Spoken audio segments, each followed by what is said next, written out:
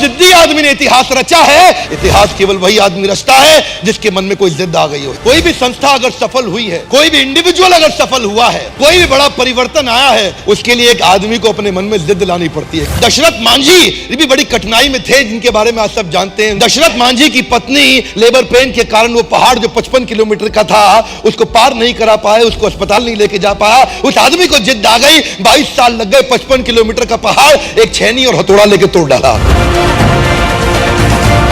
एक source motivation का होता है बिलीफ सिस्टम। बिलीफ सिस्टम ये वो ताकत है आदमी को कुछ भी करने को तैयार कर देती है। आप जानते हैं मंडेला 27 साल जेल में पड़े रहे, कोई प्रॉफिट नहीं, इंसेंटिव नहीं, बिलीफ सिस्टम बड़ा पावरफुल था।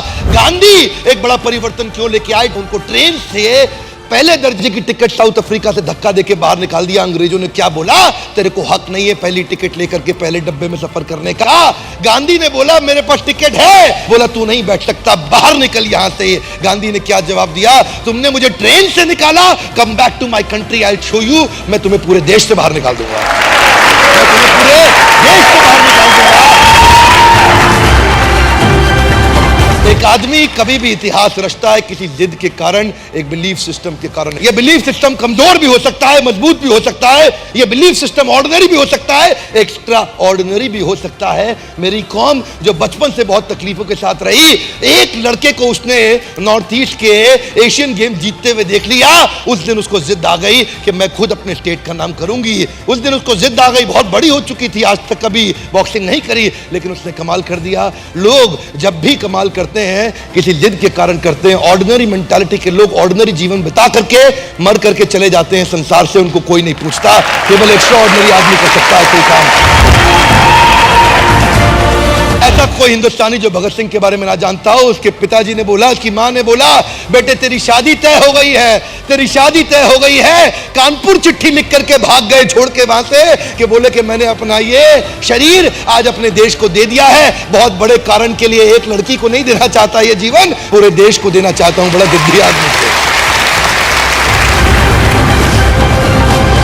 आज एक जिद्दी आदमी ही कोई बहुत बड़ा काम कर सकता है। उसके लिए चाहिए बिलीफ सिस्टम। जानते हैं कोई भी व्यक्ति आप देख लीजिए, चाहे लिंकन हो या गांधी हो या टेरेसा हो या बच्चन हो या मंडेला हो या कोई भी हो, हर आदमी के जीवन में बड़ा संघर्ष था, पर उसने एक काम किया, bounce back. If you don't help you to help yourself, nobody in the world can help you to help yourself.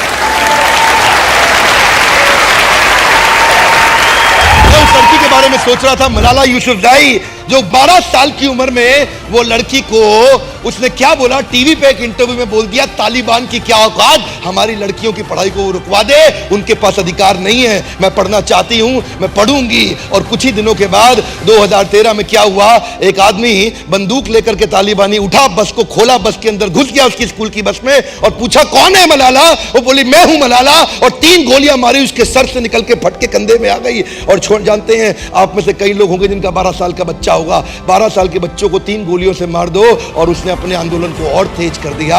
Nobel peace prize, दुनिया का सबसे बड़ा अवार्ड उसको मिला, उसी लड़की को, इतनी छोटी उम्र के अंदर। एक व्यक्ति इतिहास तभी रचता है जब वो जिद्दी हो जाता है। जिद को बड़ा करना चाहिए, अपनी जिद को बड़ा करो, अपनी जिद को पालो। जिस दिन इतनी हिम्मत आ गई, आप अपनी जिद को पाल के बड़ा कर गए, आपको सफलता के नए रास्ते मिल जाएंगे, और अगर नहीं मिले तो आप खुद नया रास्ता बना देंगे।